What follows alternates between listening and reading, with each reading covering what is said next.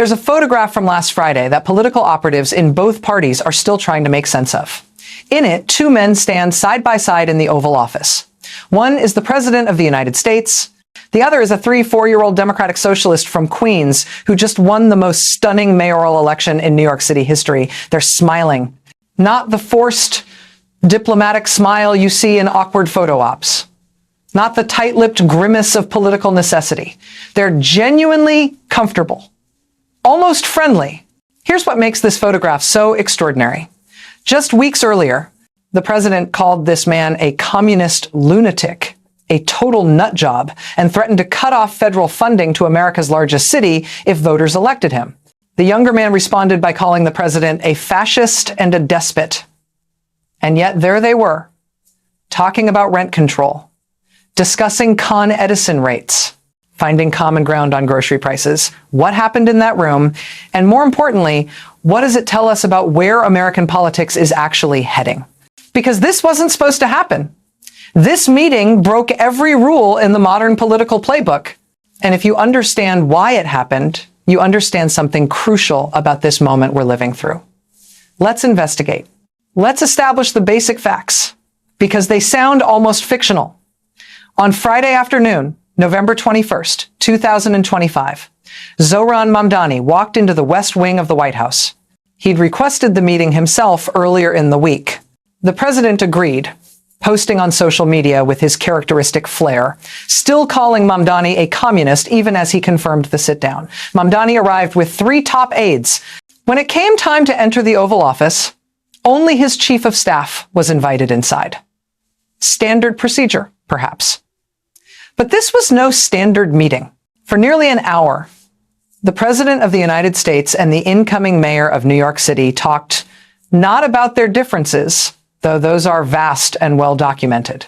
They talked about what New Yorkers are struggling with: housing costs, grocery prices, electricity bills that keep climbing, the cost of living that animated both of their campaigns. When they emerged to face reporters, what followed was one of the strangest scenes in recent White House history. The president, who had spent months warning New Yorkers that Mamdani would destroy the city, now offered effusive praise. He called Mamdani a very rational person who really wants to see New York be great again. He said he'd be cheering for the new mayor. He even went so far as to say he'd feel comfortable living in New York City under Mamdani's leadership. Mamdani, for his part, called the meeting productive and focused on their shared purpose in serving New Yorkers. He talked about the conversations he'd had with Trump voters during his campaign, how they kept telling him about the cost of living. He emphasized finding common ground. It was cordial, almost warm, completely unexpected. The political world didn't know what to make of it. Republicans who'd spent weeks planning to make Mamdani the face of Democratic extremism watched as Trump undercut their entire strategy. Democrats who feared Trump would use the meeting to publicly humiliate Mamdani saw something entirely different unfold. But here's the thing about unexpected moments in politics. They're rarely as spontaneous as they appear. There's always a deeper story, always a calculation beneath the surface. So let's dig into what really happened here. Here's what most of the coverage focused on: the civility, the surprise, the unlikely bonhomie between ideological opposites.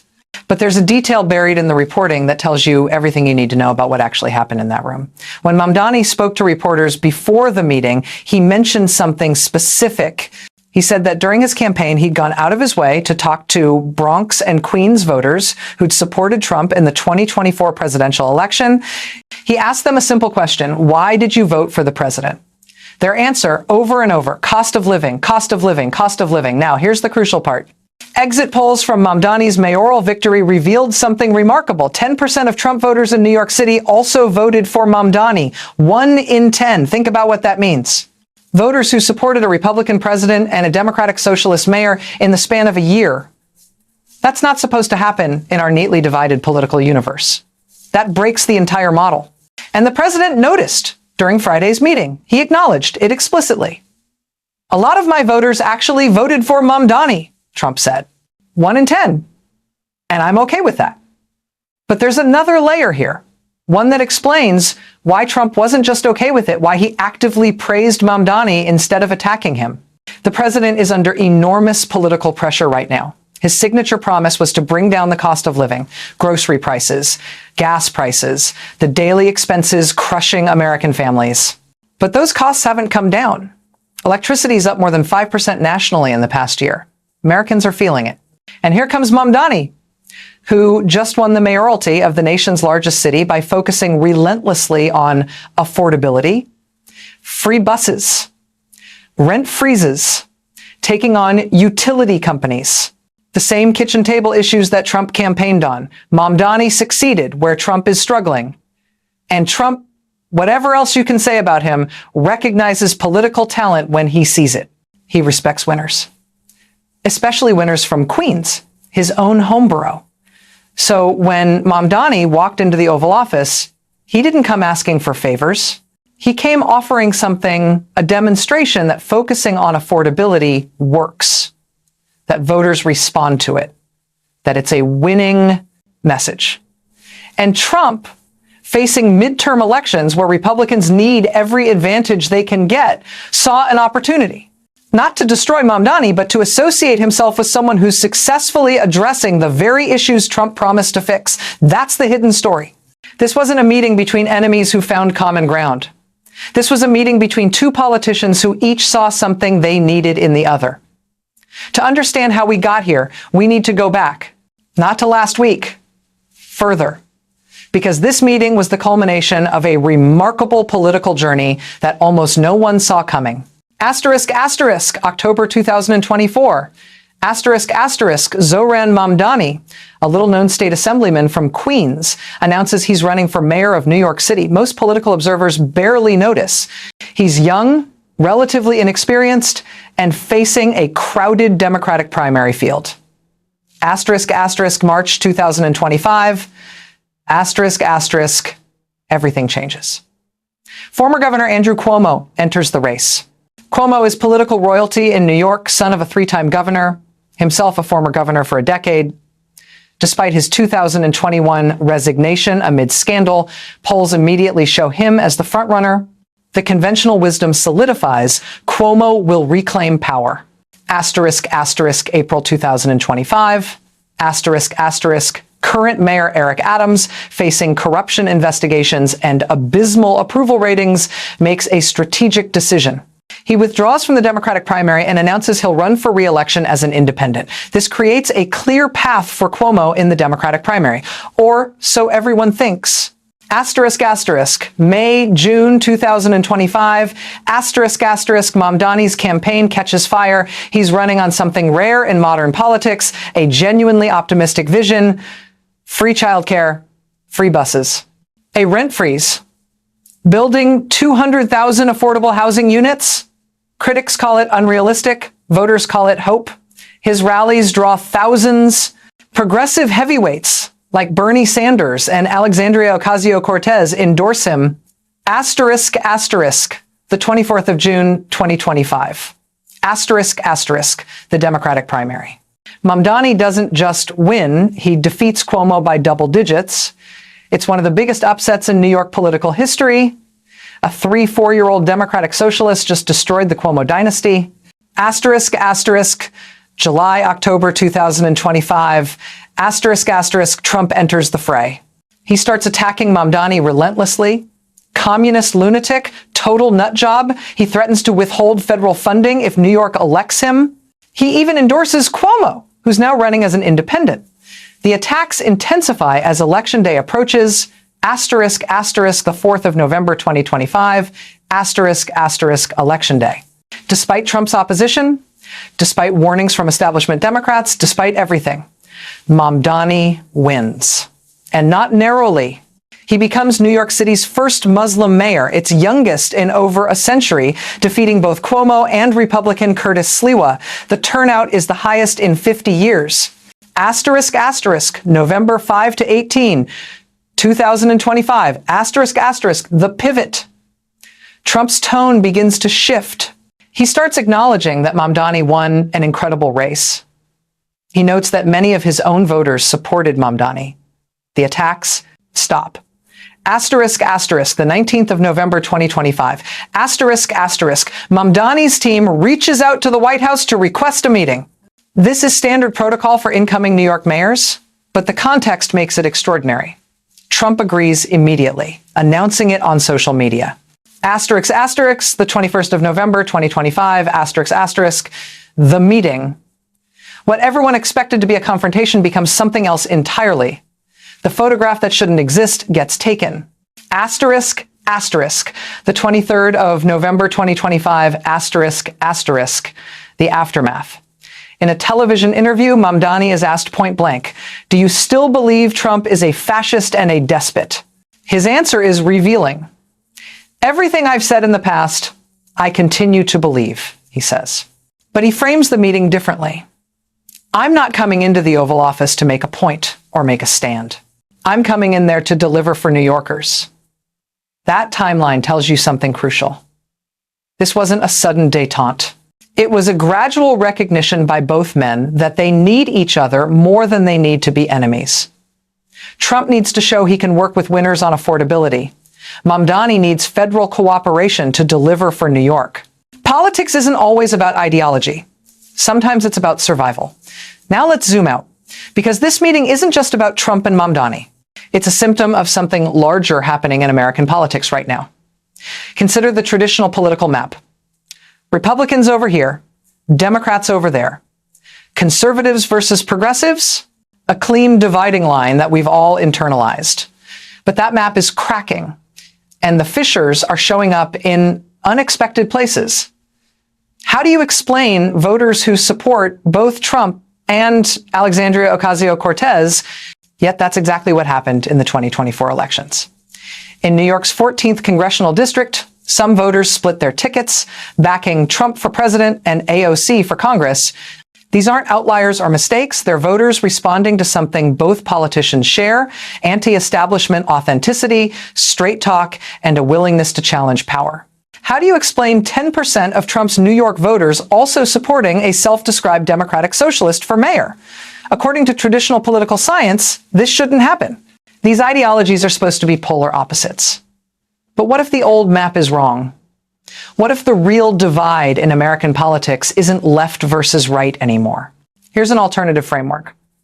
There's a growing divide between politicians who focus on improving people's material conditions versus those who offer only culture war rhetoric, between those who prioritize affordability, jobs, and basic quality of life versus those who traffic in abstract ideological battles. Trump and Mamdani come from opposite ends of the traditional spectrum, but they share something. They both made their campaigns about the cost of living, about making it possible for ordinary people to afford housing, groceries, utilities, about the concrete daily struggles that keep Americans up at night. When Trump talked about bringing down prices, voters listened. When Mamdani talked about freezing rents and providing free buses, voters listened. The ideological packaging was different, but the core message resonated with the same concerns. There's a reason both men succeeded while more conventional politicians failed. Eric Adams talked about public safety but couldn't connect with voters on economic anxiety. Andrew Cuomo represented experience but felt like a return to a failed establishment. Curtis Sliwa offered culture war talking points but no economic vision. Trump and Mamdani, strange as it sounds, were offering something similar: change, disruption, a promise to prioritize the material needs of working people over the preferences of elites. This is why Republicans spent weeks planning to make Mamdani their boogeyman for the 2026 midterms, to tie all Democrats to communist policies. And it's why Trump just completely undermined that strategy. Because Trump understands something his party strategists don't.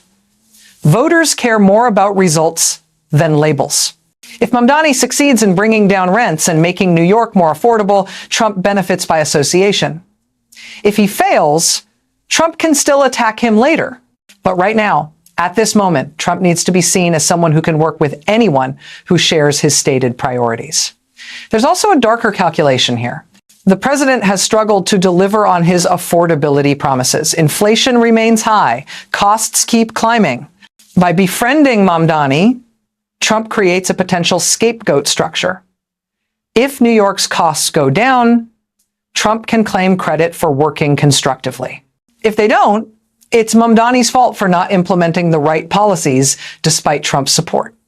But the biggest implication isn't about Trump or Mamdani specifically. It's about what their meeting reveals. American voters are increasingly willing to cross traditional ideological lines if politicians address their actual needs. The old categories are breaking down. The future might belong to politicians who can speak to economic anxiety regardless of their party label. That should terrify both major parties. So why should you care about this meeting? Why does it matter that two politicians who called each other names ended up having a cordial conversation about Con Edison rates? Because this moment is a preview, a glimpse of where American politics might be heading. And the implications are profound. First, let's talk about the immediate stakes for New York City.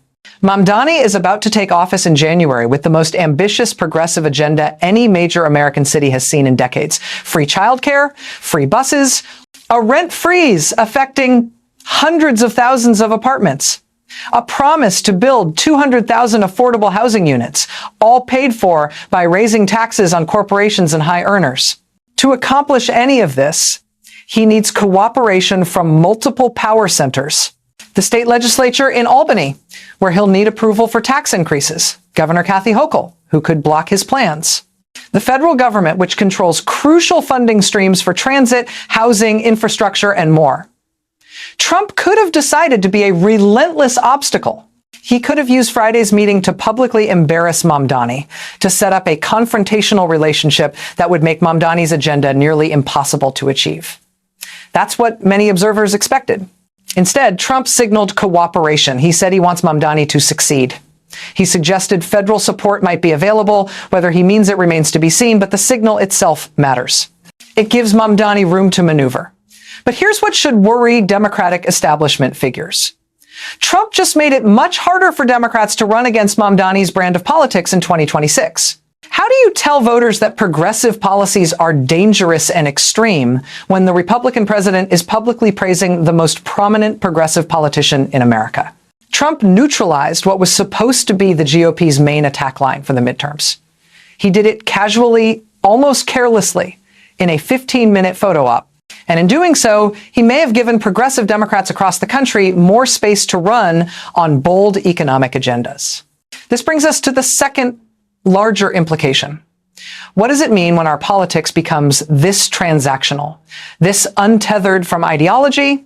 There's something admirable about politicians who put practical governance above partisan warfare.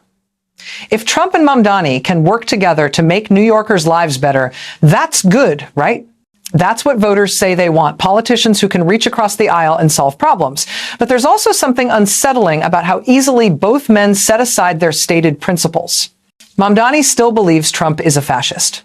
He said so explicitly after the meeting, but he's willing to work with someone he considers an existential threat to democracy if it helps him deliver on affordable housing. Trump called Mamdani a communist who would destroy New York. He threatened the city, but now he's praising him and offering support. What does it say about our politics when deeply held convictions become bargaining chips? When fascist and communist are just words you use when it's convenient but don't let get in the way of a good photo op?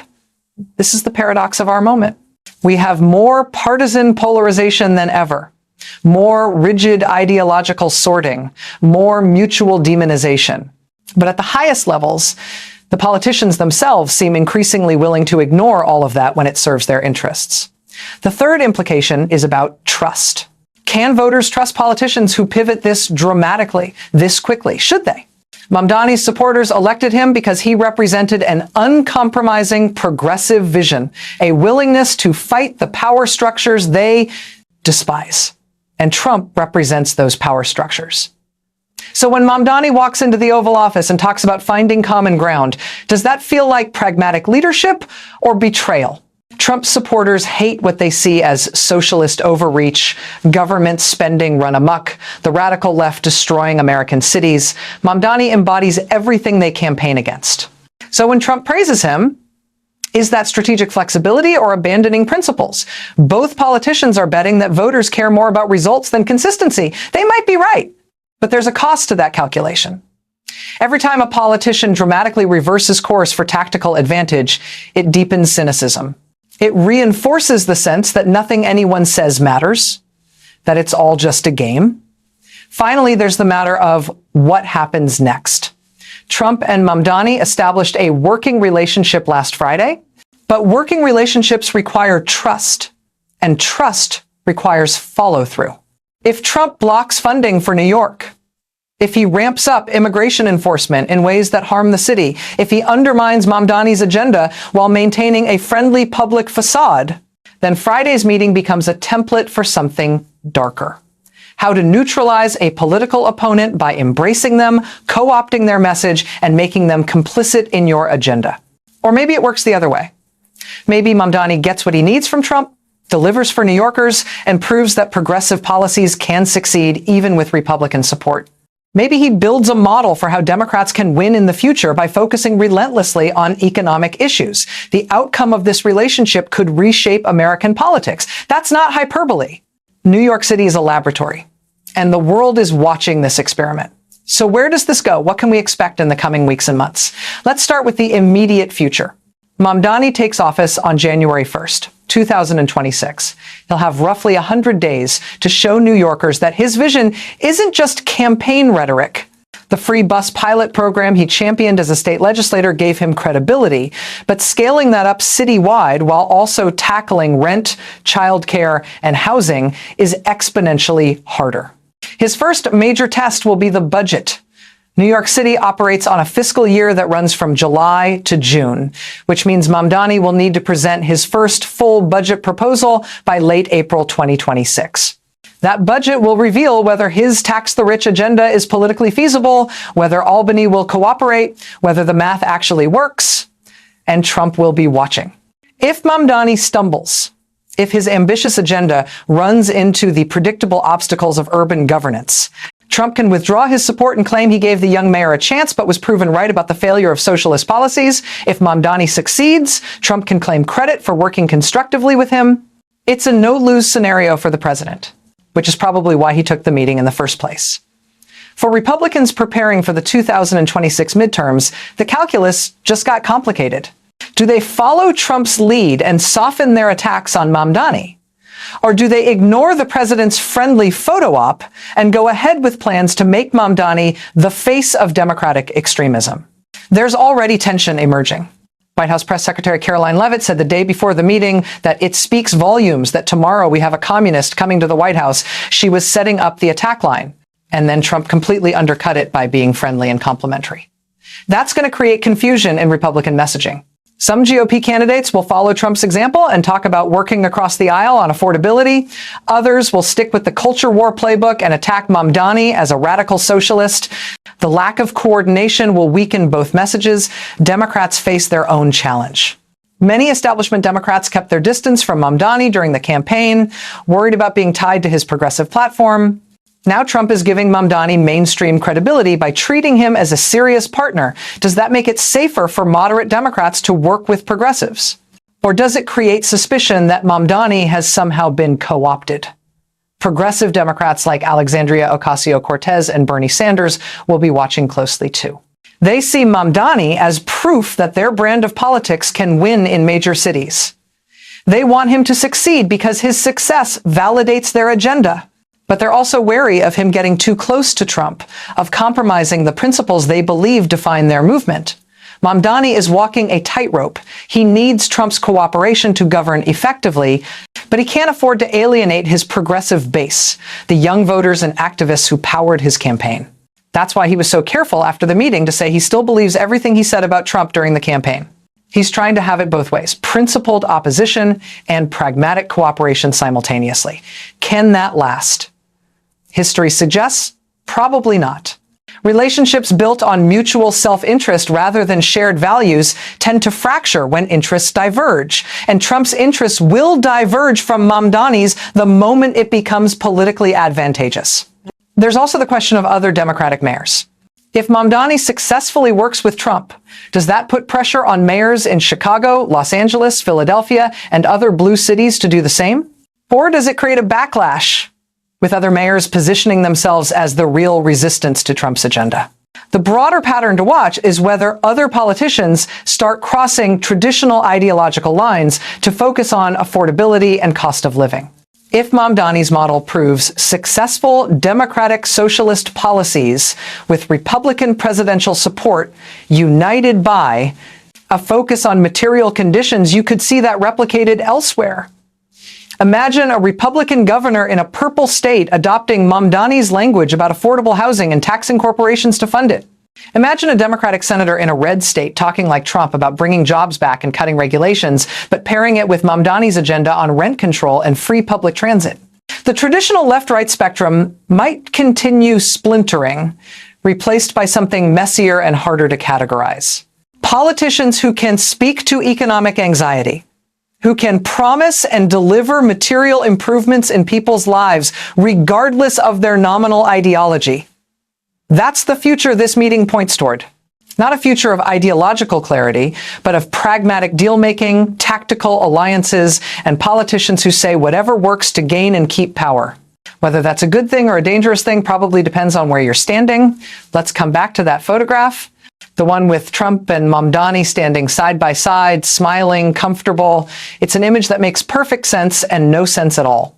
Perfect sense, because politics has always been about power, negotiation, and finding leverage wherever you can. No sense, because we've been told for years that our political divisions are unbridgeable, that we're in a cold civil war, that compromise with the other side is surrender. The photograph reveals something we're not supposed to say out loud. Maybe the politicians don't actually believe their own rhetoric as deeply as they claim. Maybe the apocalyptic language, the existential warnings, the calls to resist at all costs. Maybe it's all negotiable when something more important is at stake.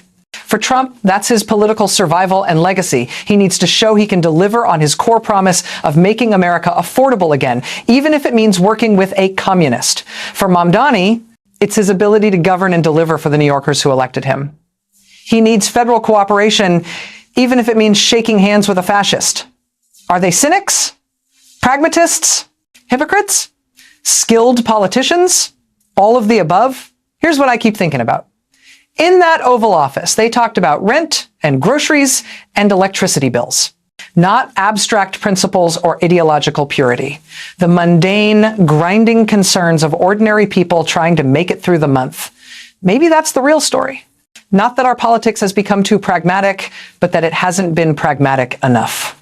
That we've been arguing about labels and ideologies while voters just want anyone, to make their lives more affordable. Trump and Mamdani found common ground on that single issue. It's a thin foundation for cooperation, and it might not last past the next news cycle. But for one afternoon in the Oval Office, two men who supposedly represented everything the other discovered they could talk to each other about the things that actually matter to voters. That photograph is going to age in one of two ways. Either it'll be remembered as the beginning of a new, more pragmatic era in American politics, where leaders set aside tribal warfare to focus on material conditions, or it'll be remembered as a perfect illustration of how cynical and transactional our politics has become, where deeply held convictions dissolve the moment they become inconvenient. I don't know which it'll be. Ask me in a year, after Mamdani's had time to either deliver on his promises or fail trying. After Trump's either supported him or sabotaged him. After we see whether this détente was genuine or just another move in an endless game. But I do know this. That photograph shouldn't exist according to the rules we've been told govern our politics. And yet there it is. Two men smiling in the Oval Office, proving that nothing in our politics is as fixed or certain as we've been led to believe. The question is whether that's a reason for hope or for concern. Maybe both. This is the world we're living in now. A world where fascist and communist shake hands over rent control. Where the map we've been using doesn't match the territory anymore. Where yesterday's enemy might be today's partner, at least until the calculation changes. Pay attention to what happens next. Because that photograph is telling us something important about the future of American politics. The only question is whether we're ready to understand what it means.